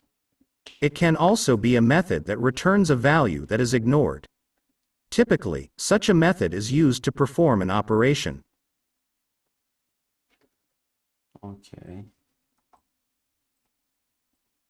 To reference a method that has no parameters and returns a value, use the generic func less than t result greater than delegate instead. Okay. When you use the action delegate, you do not have to explicitly define a delegate that encapsulates a parameterless procedure. For example, the following code explicitly declares a delegate named showValue and assigns a reference to the name displayToWindow instance method to its delegate instance. Okay, let's make it. So there is public delegate void showValue, and there's a class, and yeah, let's try it. ShowValue, then we have class like this. So it has private string instance name, so it has public name method which assigns instance name to name. Then it has public void console, display console. Okay, we don't have this display window currently, and it uses this. Okay, display to window.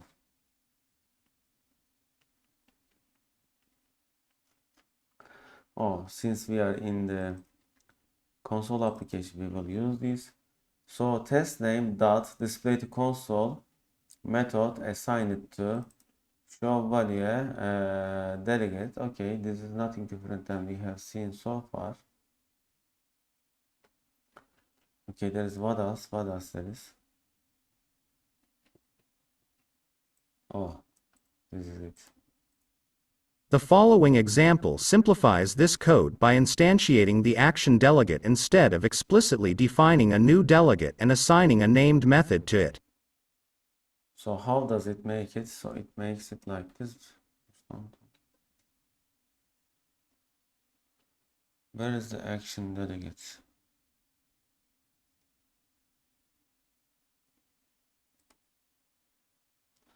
Oh, I see. The difference is we don't have to define a delegate when we use action delegate like this. So it is like this. We just use action, and action is delegate void which takes no parameters and does not return a value, and it will work.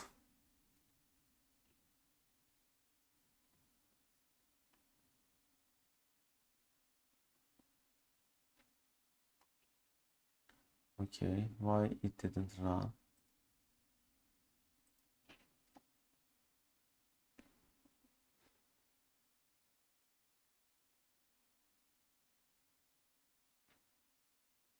Okay, it works. So this is the difference of action, and what else there is?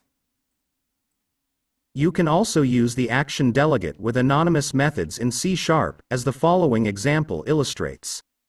For an introduction to anonymous methods, see anonymous methods. Okay, so this is being an anonymous method, and this is lambda expression. Hmm.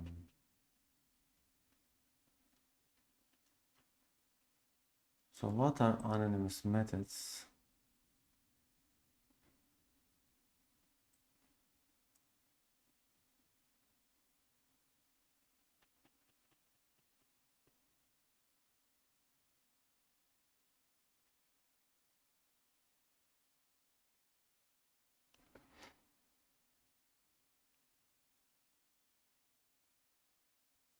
Basically, you are writing inline method. Okay.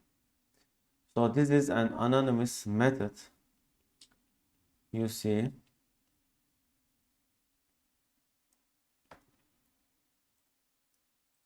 we don't define a method explicitly, but we define a delegate with name it as or with this is a special keyword. Yes, with special keyword function func and sum, and it is defined as delegate int a and b and return a and b. So this is anonymous method.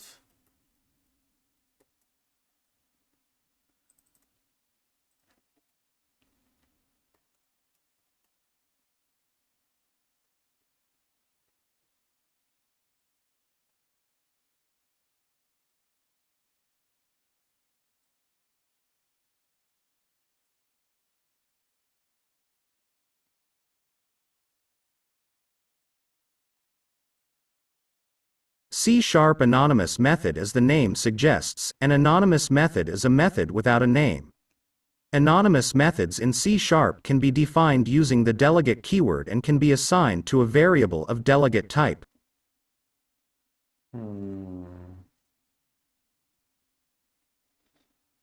Okay.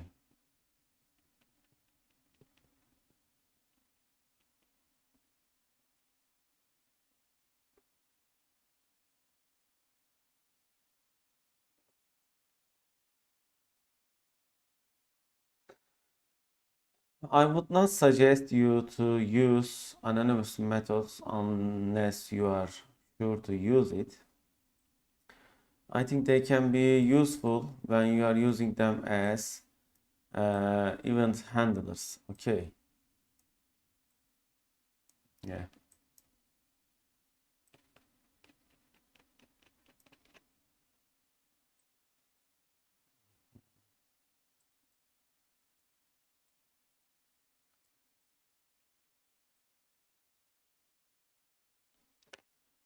Okay. Are there anything else?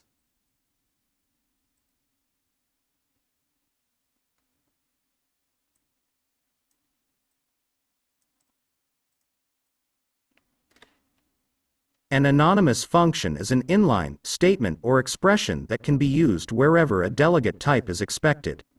You can use it to initialize a named delegate or pass it instead of a named delegate type as a method parameter.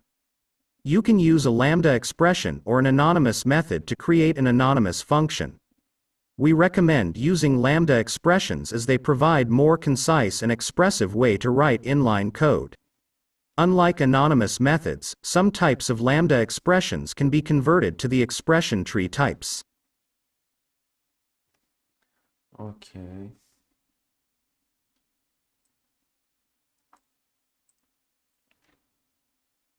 The evolution of delegates in C#. In C# 1.0, you created an instance of a delegate by explicitly initializing it with a method that was defined elsewhere in the code. C# 2.0 introduced the concept of anonymous methods as a way to write unnamed inline statement blocks that can be executed in a delegate invocation. C# 3.0 introduced lambda expressions, which are similar in concept to anonymous methods but more expressive and concise. These two features are known collectively as anonymous functions. In general, applications that target .NET Framework 3.5 or later should use lambda expressions. The following example demonstrates the evolution of delegate creation from C# 1.0 to C# 3.0. So it was like this, and then it has become like this. So the X is being anonymous function, or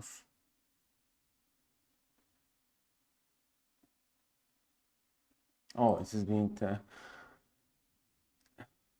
initialization of anonymous function. Okay, let's add this as a link as well if you wonder later.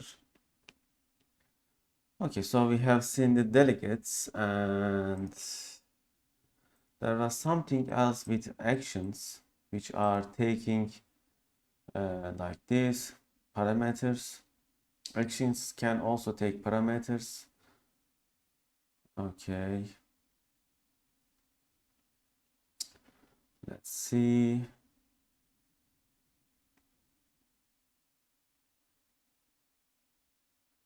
Print, and where is the print? Print is here.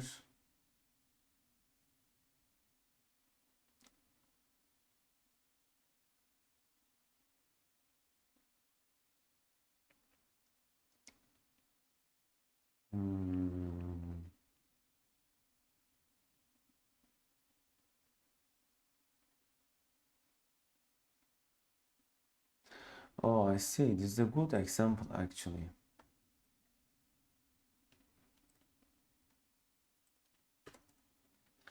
Okay, you see, here we define a list with using system collection generics, and we add these names. Then we do a for each on each elements of this list, and we call a method, name it as print, and print is taking as, but it is defined inside main method. I wonder if this is working. Let's try. Yeah, it is working. So you can also define inline methods like this, and you can also do for each with a delegate instead of writing another method like this. And there is also this one. Let's see the remarks.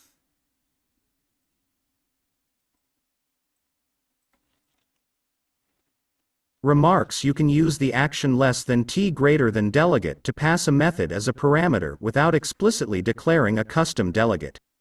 The encapsulated method must correspond to the method signature that is defined by this delegate. This means that the encapsulated method must have one parameter that is passed to it by value, and it must not return a value. In C#, the method must return void. In Visual Basic, it must be defined by the end sub construct. It can also be a method that returns a value that is ignored. Typically, such a method is used to perform an operation. To reference a method that has one parameter and returns a value, use the generic func less than t result greater than delegate instead.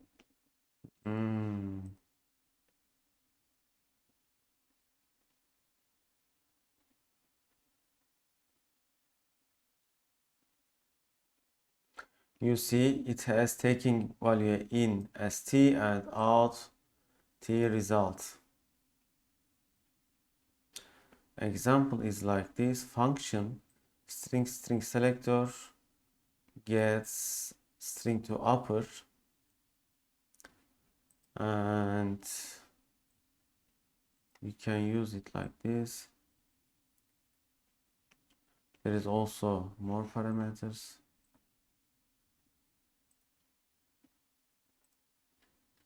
Let's try it. Okay, for this we need to add link queue, I think. Yes. So this is a function definition like this. It takes string as an input and converts it to output. This is the lambda expression definition. So this is input and this is output. And I define IEnumerable object from array of words. Then I can do for each inside a words and console write line words. And where is the selector? Here. Oh, I see. So I use select and apply selector function. Wow, it's so quick. I have never used a method like this. Let's add these ones as well. And it can be multiple input parameters and one output. Example, it takes string, integer, bool, and the input is string and index, and the output is boolean. Okay, I see. If it is equal, it will true. If it is not, it will false. Nice. Let's check this one. Okay, it takes string array, index, and here we call the copy operation like this.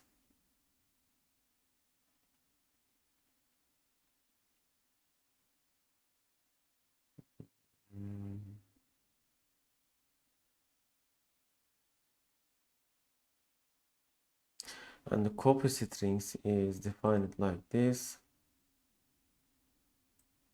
I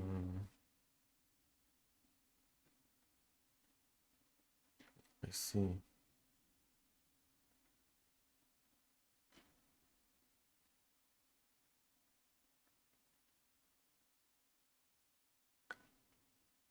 If you make them anonymous, it becomes more complex. So I don't suggest you to use anonymous methods if possible.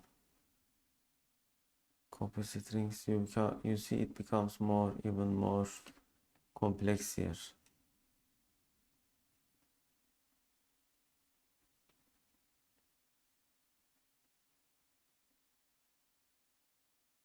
You see there is lambda expression and this is action copy operation. It takes 4 parameters and then it executes copy strings method, and then copy operation we provide ordinals from here, copied ordinals from here, which are string arrays. Then we provide the integers which are starting position and number. They support up to 16 inputs. Okay. Let's add it to here.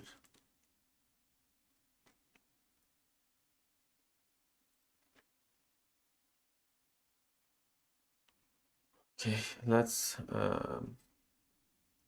write this as well.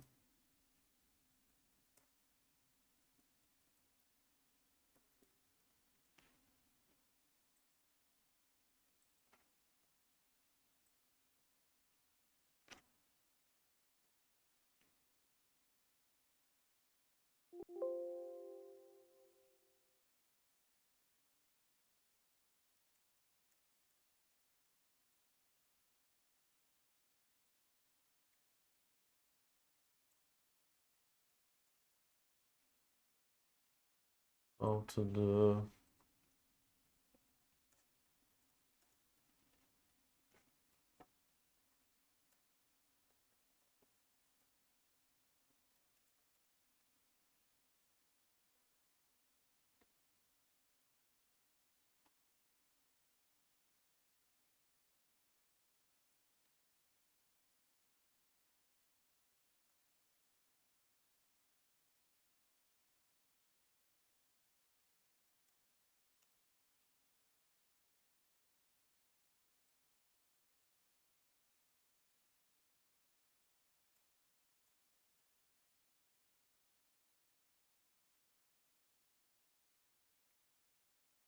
Okay, so I think this is enough for this week. Try to understand these concepts.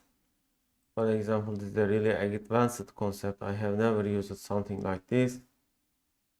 It selects each element inside this array and applies selector function, which is defined here, and it takes as an input the ctr as parameter and output as ctr to upper. You see, this is a delegate function.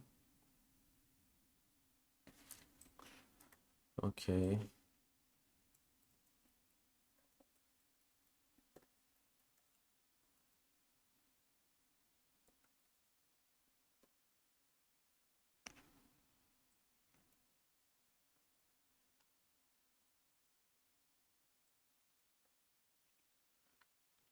Okay, end of lecture. Hopefully see you next week.